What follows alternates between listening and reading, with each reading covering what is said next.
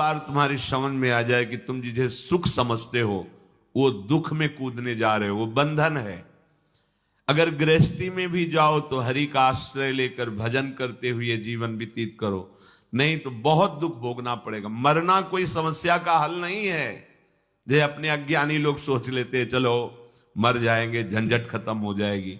नहीं नहीं, ये झंझट मरने से खत्म। मरना क्या है? एक स्वप्न है, आंख खुलेगी फिर नया जन्म, फिर नया प्रपंच, फिर नया दुख। कैसे कैसे दुख हैं। शरीर है पर चल नहीं सकते, एक कदम भी उठाना है तो दूसरा। कैसा जीवन, पूरे जीवन आंख नहीं है, कुछ देख नहीं पा रहे, कान नहीं, कुछ सुन नहीं पा रहे, जवान नहीं, कुछ बोल नहीं पा रहे। खाने की व्यवस्था है, लीवर फेल हो चुका है। लीवर बढ़िया है, भोजन की व्यवस्था नहीं। देखो ना, भोग भोग रहे हैं, तृष्णा बढ़ रही है, कामना बढ़ रही है। तृष्णा कामना से पीड़ित होकर अधर्म आचरण किया, जेल भोग रहे, नरक भोग रहे। क्या है ये प्रपंच? जरा कभी पर विचार करने का समय कहां देती माया। वो तो प्रवाह में बस बहाए चली जा रही। बड़े भाग्यशाली जन हैं जिनको सत्संग मिलता है, शास्त्र स्वाध्याय मिलता है और विचार करने का अवसर मिलता है। प्रश्न हुआ कि जिन्होंने मन को भोगों में फंसा रखा है, मन पर विजय नहीं प्राप्त की, इंद्रियों को विषयों से विलग नहीं किया, शरीर में अहम बुद्धि रखते हैं, वो इस प्रबल माया से, प्रचंड माया से कैसे मुक्त हो सकते हैं? कोई उपाय है? जिनका मन वश में नहीं हुआ, जिनकी इंद्रियां भोगों में लगी, शरीराभिमानी हैं। हम सब इसी कोटि के हैं। देख लो ना, बातें चाहे जितनी बनाओ, शरीर को हम अपना स्वरूप मानते हैं, मन इंद्रियों के भोग को हम अपना सुख मानते हैं। कितना बड़ा ज्ञान है। इंद्रियां भोगों को भोग रही हैं, मन भोगों का संकल्प करवा रहा है, शरीर चेष्टाएं कर रहे, फंस आप रहे हो। आप कहीं भी नहीं है भोग में, पर फंस आप रहे हो। यही माया फंसाए है। आपको किसी भी भोग की आवश्यकता नहीं, आप चिदानंद सुख स्वरूप हैं। ये भुला देना ये माया कार्य है, और ये स्मृति आ जाना भक्ति का कार्य है, ज्ञान का कार्य है। गीता सुनने के बाद नष्टो मोहा स्मृति लब्धा, अपने स्वरूप की स्मृति आ गई, भगवत स्मृति जागृत हो गई। तो इनका कैसे माया से मोक्ष हो सकता है?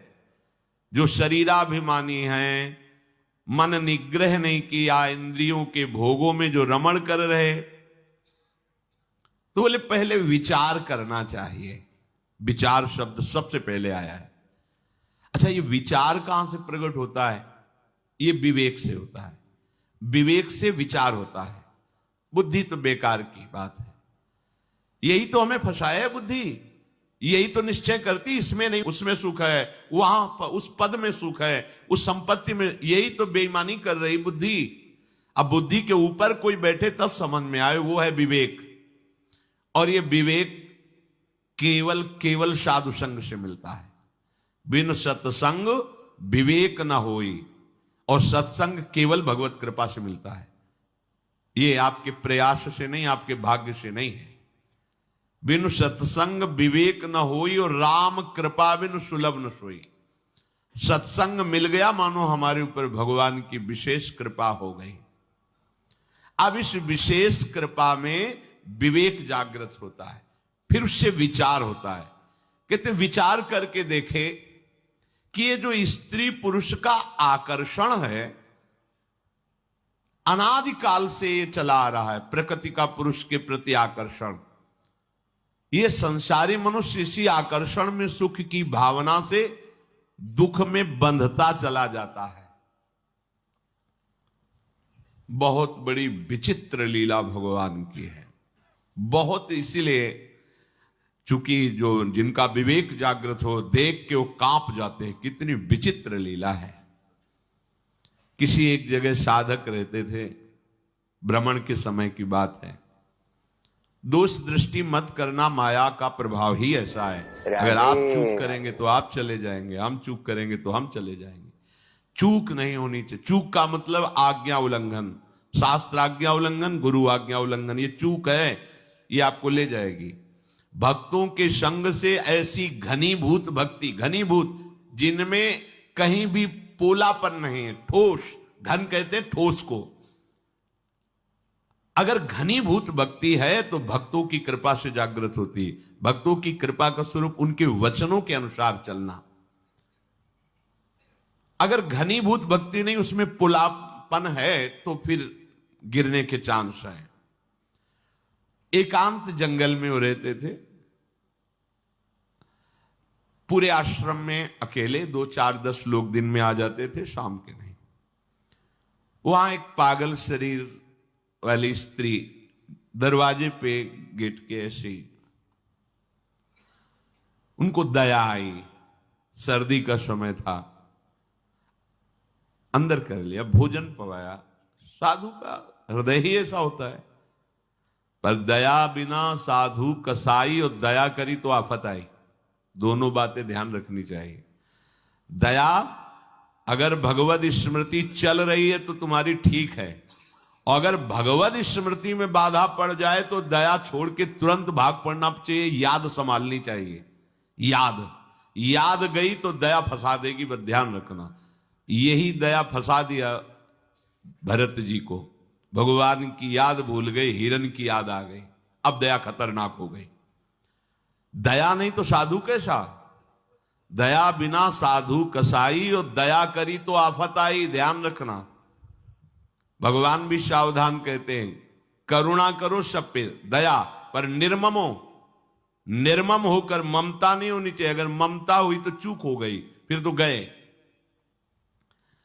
अब उनको ऐसा करना चाहिए, कंबल दे देते, भोजन दे देते, उसको विदा कर देते, पर ऐसा नहीं हुआ, त्रुटि हो गई। धीरे धीरे वो वहीं रहने लगे।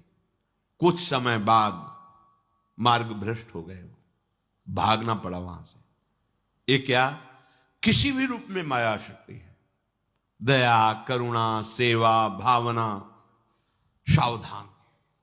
अगर विवेक है, विचार है, तो आज्ञा पर चलो, शास्त्र आज्ञा पर चलोगे, कहीं कोई बाल बांका नहीं। शास्त्र आज्ञा करता है, बलवान इंद्रिय ग्रामो विद्वानम अपि कर्षति। इंद्रियां बड़ी बलवान हैं, बड़े बड़े ज्ञानियों को, विद्वानों को भी विषयों में फंसा देती हैं। इसलिए परस्पर प्रकृति पुरुष के आकर्षण से उपासक जो बचने के लिए चला है, उसे एकांत में कभी संभाषण या किसी भी तरह की एकांतिक वृत्ति परस्पर आकर्षण वाले शरीर के साथ स्वीकार नहीं करनी चाहिए, नहीं तो बंध जाएगा।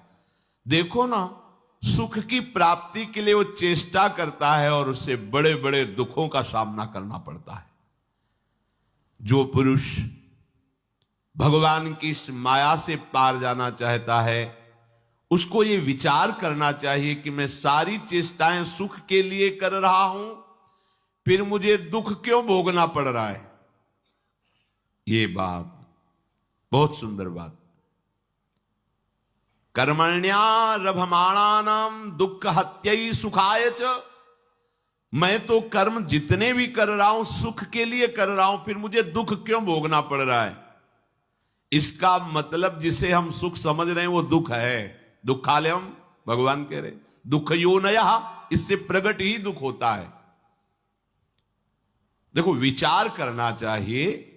नित्यार्तिदेन वित्तेन दुर्लभे नात्म मृत्युना गृहापत्याप्त पशुभिः का प्रीति साधितैश्चलैः। एक धन को ले लो, इसमें हमारी सुख बुद्धि हो गई, दिन दिन इसको बढ़ाने की अंदर लालसा बढ़ी। अब चाहे पाप से कमाई हो, चाहे हिंसा से, चाहे व्यभिचार से। अक्षरशः सत्य है, अपने हृदय को नाप के देख लेना, शास्त्र है। इसके पाने के लिए बड़ी बड़ी कठिन क्रियाएं, दुखद क्रियाएं करता है। इसी बात से तो घृणा हुई थी पिंगला जी को। जनकपुरी में, विदेहराज की नगरी में, ये वैश्यावृत्ति करती थी। अपने शरीर को बेच करके धन कमाना, शरीर को सजा करके दरवाजे पे बैठी, जो व्यक्ति आता सोचती मेरे ही पास आ रहा है, मुझे धन प्रदान करेगा। 12 बज गए रात्रि तक कोई नहीं आया। हर व्यक्ति को इसी भावना से देखती, जल गया हृदय। एकांत से धिक्कार है मेरे इस जीवन को, हमारे हृदय में प्रभु बैठा हुआ है, मैंने आज तक उसे, मैं विदेहराज की नगरी में रहती हूं, ज्ञानियों की नगरी में, और कितना निकृष्ट आशा, शरीर से भोग, भोग से धन, धन से फिर भोग। अब नहीं, देखो इतनी महान हो गई कि भगवान दत्तात्रेय जी ने 24 गुरुओं में एक गुरु पिंगला जी को भी माना, और चतुरासी जी जैसे रस समुद्र ग्रंथ में, वाणी जी में महाप्रभु ने पिंगला का उदाहरण दिया। यह जो एक मन बहुत ठौर करी, कही कौने सच पायो, जहां तहां विपत्ति जार जुवती लो, प्रगट पिंगला गायो। निष्ठा कर ली उसे, आज के बाद कभी किसी पुरुष की तरफ नहीं हेरूंगी, भूखी मर जाऊंगी पर गलत आचरण नहीं करूंगी।